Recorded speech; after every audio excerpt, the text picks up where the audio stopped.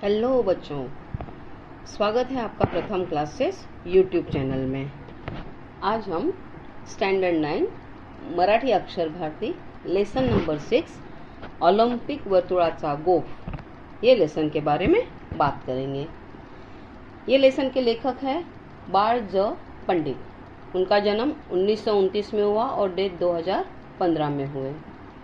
इस lesson में इन्होंने Olympic की शुरुआत कैसे हुई, कहाँ हुई और उसका उद्देश्य क्या है, इसके बारे में पूरी जानकारी दी है। स्वागत आहे मुलांनो तुमचा प्रथम क्लासेस यूट्यूब चॅनलमध्ये। आज आपण इयत्ता 9वी मराठी अक्षर भारती लेसन नंबर 6 ऑलिम्पिक वर्तुळाचा गोफ याबद्दल बोलणार आहोत। या लेसनचे लेखक आहेत बाळ ज पंडित। त्यांचा जन्म 1929 साली झाला व मृत्यू 2015 साली झाले। ह्या लेसनमध्ये लेखकांनी ऑलिम्पिक सामन्याची सुरुवात का व कशी झाली, हे सामने भरवण्यामागील उद्दिष्टे कोणते, ऑलिम्पिक वर्तुळाचा अर्थ का, या सर्वांचा आढावा प्रस्तुत पाठातून केलेला आहे।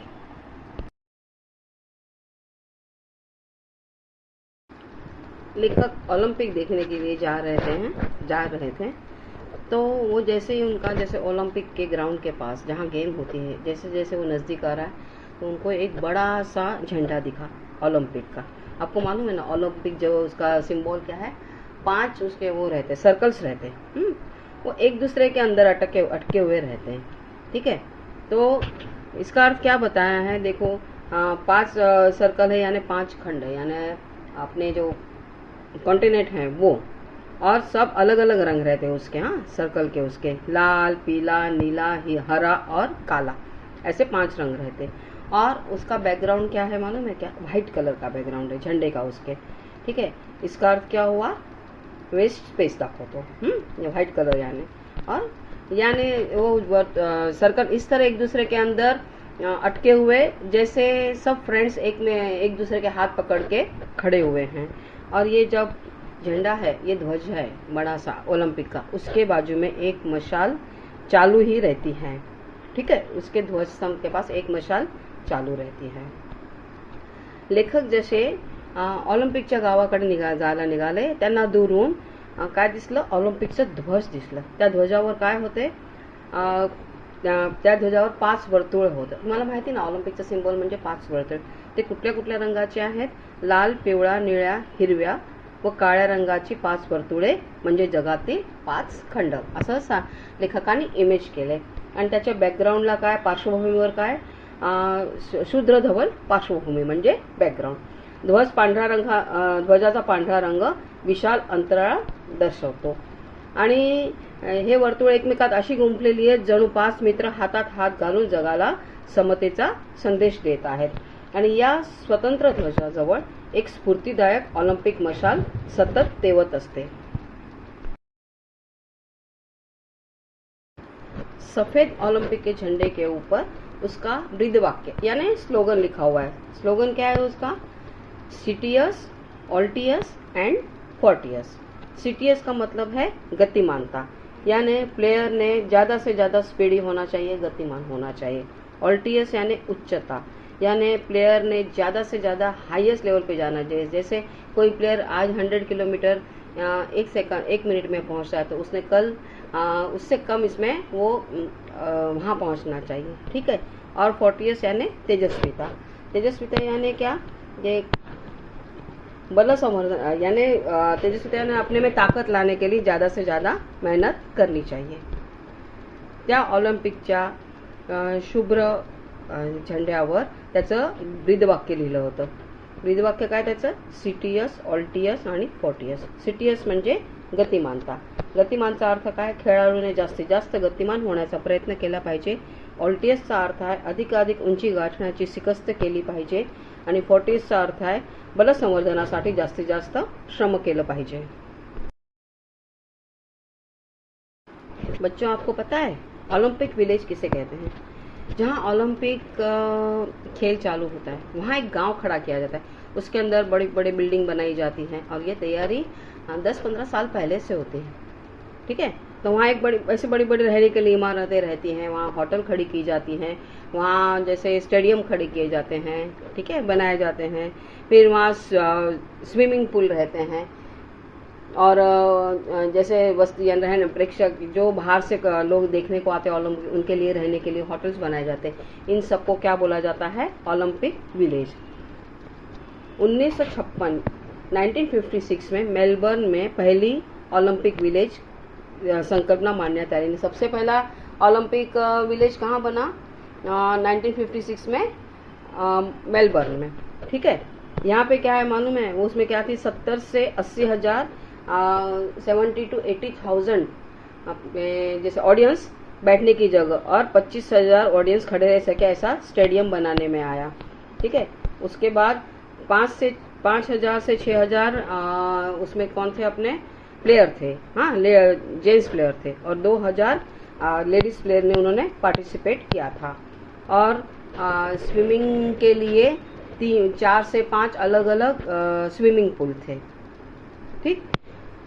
और इसके कैसा था कि 21 अलग अलग प्रकार के उसके अंदर खेल थे, ठीक है। और ओलंपिक समिति थी, उसके अंदर हर एक देश के 1 से 3 क्या रहते हैं? उसके कैंडिडेट रहते हैं। और पूरा उसका खर्चा कौन करता है? जिसने ओलंपिक ऑर्गेनाइज किया वो सब पूरा खर्चा वो देश उठाता है, ठीक आहे। तुम्हाला माहिती मुलांनो, ऑलिम्पिक विलेज कशाला म्हणतात? खेळांचे विशाल मैदान, त्याभोवती प्रचंड प्रेक्षागार, रहदारीसाठी मुद्दामून बांधलेल्या अनेक सडका, लोहमार्ग, पुरुष खेळाडूंसाठी निवासासाठी बांधण्यात आलेल्या इमारती, वसतिगृहे, ठीक आहे, ह्याला काय म्हणतात? ऑलिम्पिक विलेज म्हणतात।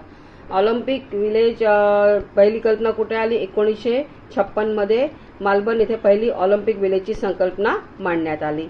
त्याच्यामध्ये 70,000 ते 80,000 प्रेक्षकांची बसण्याची जागा आणि 25,000 लोक उभा राहण्याची सोय असायला पाहिजे। 5,000 ते 6,000 पुरुष खेळाडू आणि 2,000 स्त्री खेळाडू यांचा सहभाग होता आणि त्याच्यात पोहण्यासाठी 4 ते 5 स्वतंत्र तलाव होते। या ऑलिम्पिक खेळाचं व्यवस्थापन 21 वेगवेगळ्या खेळांची याच्यामध्ये तरतूद असते आणि आंतरराष्ट्रीय ऑलिम्पिक समितीद्वारे नियंत्रण केले जाते। यात प्रत्येक देशाचे 1 ते 3 प्रतिनिधी असतात। संपूर्ण खर्च स्पर्धक देश उभा करतो।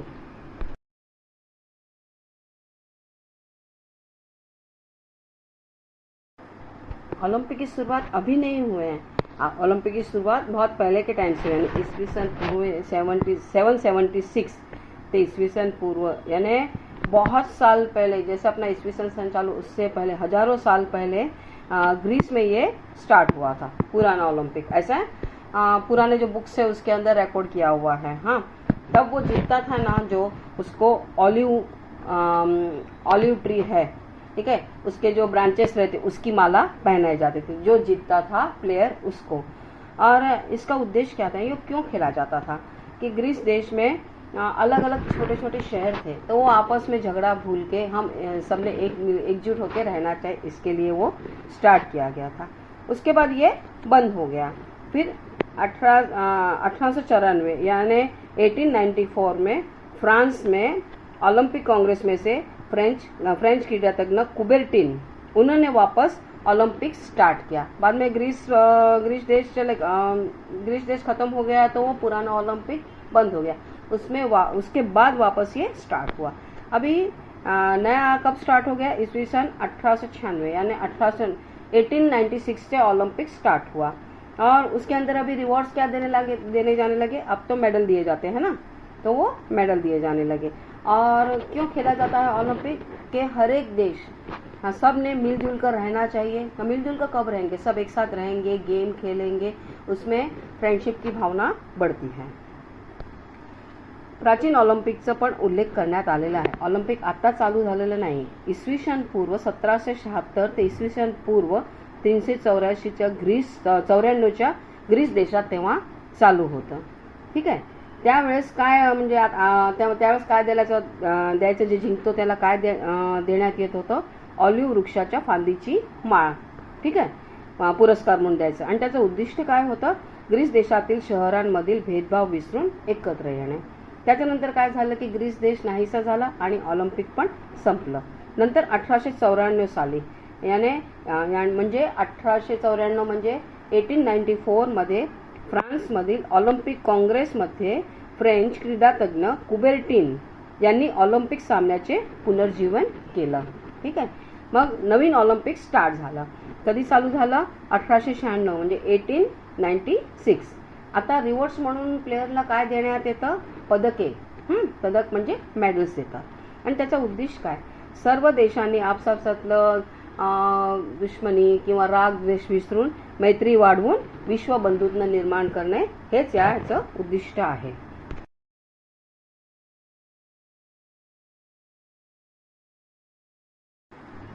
ओलंपिक हर 4 साल में एक बार खेला जाता है.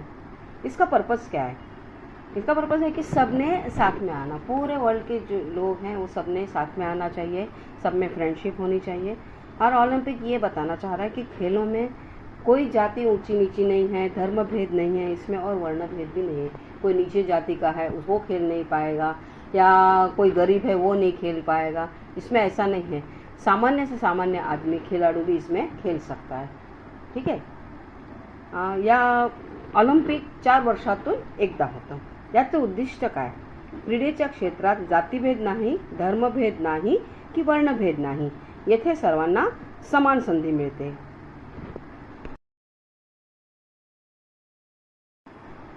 जेसी ओवेन्स नाम का एक खिलाड़ू था, अफ्रीका का था. ठीक है.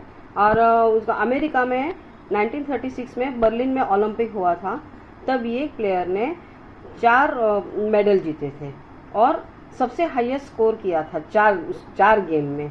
तो वो उसका वंश भूल के, यानी वो अफ्रीकन था, वो सब भूल के, उसका कलर छोड़ के पूरे देश ने, पूरे वर्ल्ड ने उसको यानी अप्रिशिएट किया था. ठीक है. उसका सम्मान किया था. यही ये ओलंपिक की खासियत है. जेसी ओवेन्स नावाचा आफ्रिकन खेळाडूने 1936 मध्ये बर्लिनला झालेल्या ऑलिम्पिक स्पर्धेत 4 अजिंक्यपद मिळवली. इतकेच नव्हे तर या 4ही बाबतीत त्याने नवे उच्चांक प्रस्थापित केले. अमेरिकेच्या यशात तो मोठा शिल्पकार ठरला. अमेरिकेने नव्हे तर साऱ्या जगाने त्यावेळी केवढा गौरव केला, केवढं कौतुक केलं. ओवेन्सचा वर्ण, त्याचा देश हे सर्व विसरून साऱ्या जगाने त्याची प्रशंसा केली. 1952 यानी 1992 में हेलेंसिक ओलंपिक में चेकोस्लोवाकिया का प्लेयर एमिन जेटोपेक, उन्होंने क्या किया था? 5000 मीटर शर्त में उन्होंने मेडल मिला था. और मैराथन में उन्होंने अलग अलग रिकॉर्ड बनाए थे. तो उसकी स्पीड देख के उसको क्या नाम पड़ा था? मानवीय रेलवे इंजन, यानी ह्यूमन रेलवे इंजन का उसको उस हिसाब से वो नाम से वो फेमस हो गया. इतना उसका स्पीड था.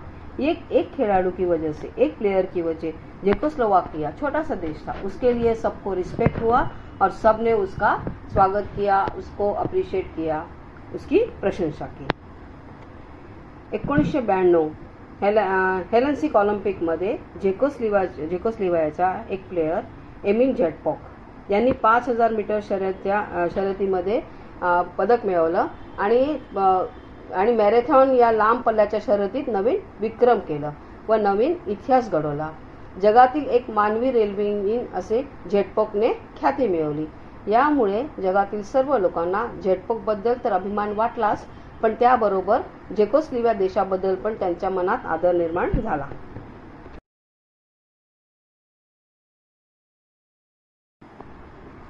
इथियोपिया के प्लेयर अबेबे बिकिला ने नंगे पैर मैराथन शर्त जीती. यानी नंगे पैर यानी पैर में उन्होंने कुछ भी नहीं पहना था और वो जीत गए थे. वो शर्त के उनको कितने टाइम में उनको लगा वो मैराथन करने के लिए? 2 घंटा और 15 मिनट में इन्होंने इतना बड़ा डिस्टेंस किया था. इसका मतलब क्या हो गया कि आप में जिद रही तो आप कुछ भी कर सकते हो. इसी तरह फेनी बेकर्स नाम की लेडी थी. 1948 में इन्होंने क्या किया? 100 मीटर और 200 मीटर में पहला नंबर मिला लेडीज प्लेयर ने. ठीक है. और इसका अर्थ क्या है कि लेडीज भी हर जगह आगे जा सकती है. इसका ये सिंबल हुआ. इथियोपियाचे प्लेयर अबेबे बिकिला यांनी काय केलं, अनवाणी पायाने मॅरेथॉन जिंकली. 2 तास 15 मिनिटात हे महाकाय अंतर यांनी पार केलं. ह्याचा अर्थ काय झाला, शून्य साधनापासून शून्य साधनामधून सर्वोच्च शिखर गाठण्याची जिद्द.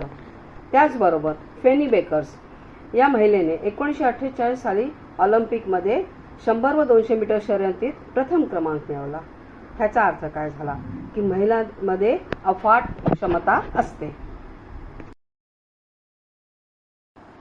अपने भारत को भी हॉकी में स्वर्ण पदक मिला था और उसके कैप्टन कौन थे, मेजर ध्यानचंद.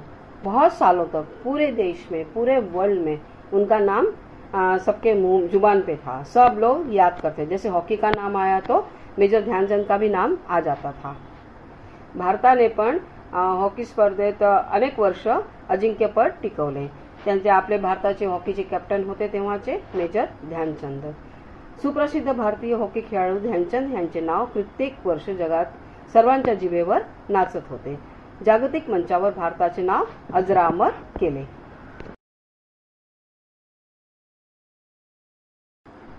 जब खिलाड़ू प्लेयर मैदान में खेलते रहते हैं तो ओलंपिक का जो ध्वज है या झंडा और वो मशाल, ये पूरे वर्ल्ड को याद दिलाती है कि खेल ये एक तो रास्ता है. इसका सही उद्देश्य क्या है, रियल उद्देश्य क्या है कि सबने एक साथ रहने का, मिलजुल के रहने का. ठीक आहे.